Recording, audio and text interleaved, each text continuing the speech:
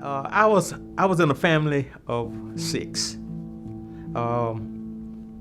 Three sisters, two brothers.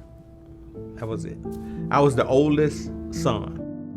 The 1960s was a decade of racial tension, and many in the country did not view African Americans as equal to their white counterparts.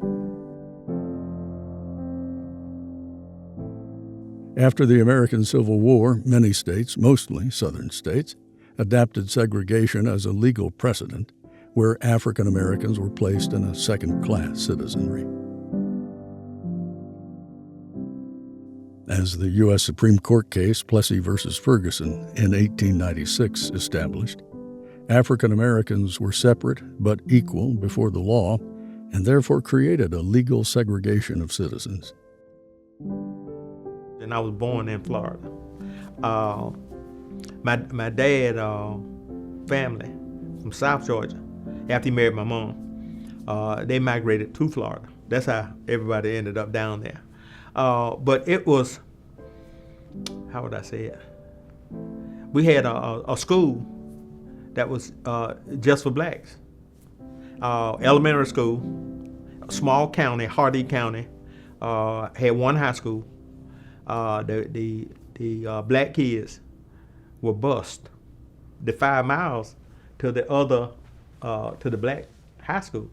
Clarence Robinson grew up in Hardy County, Florida, a place named in honor of Florida's 23rd governor, who was in favor of limiting education for blacks and was also in the governor's mansion during the Rosewood Massacre of 1923.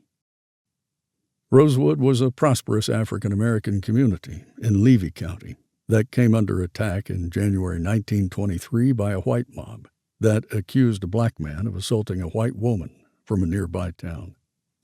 As a result, estimates of nearly 30 blacks were killed, and the entire town of Rosewood was destroyed. But we had some people that had lived in Rosewood. And interesting stories, man. They had some interesting stories to tell. And they kind of just, they got out of the mainstream. You know, the experience from that, I think, had something like PTSD, that they were real bitter people. You know, and they lived their life until they passed and everything. And sometimes they would talk about it, and sometimes they wouldn't. But they could tell you some stories, and you think that things were bad where you were, you know, me. I said, maybe I didn't have it as bad as what I thought I did. You know, listening to some of the things that happened. These people had to leave on these trains at night because people were looking for them to kill them for no reason. You know, so they had a Black Wall Street there. So everything you needed was right there. And some people didn't think that they should have as much as what they had, and they burnt the place down and killed some people.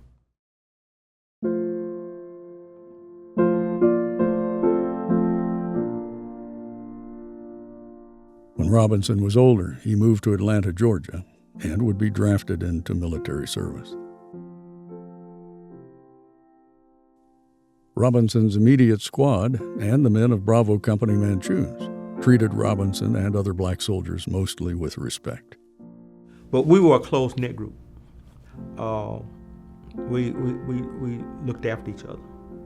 And we watched each other back. Larry said he was in a town, he grew up in a town where there were no African Americans. And we were in the same foxhole. And he would ask me questions all the time about different things. And I asked him questions also. And one of the nicest people you'd ever meet. And nobody ever said anything other than Larry and I talking, about, how is it, to live as a black man in these United States. Knowing, we had a lot of stuff going on then. And we had the guys that came from up north.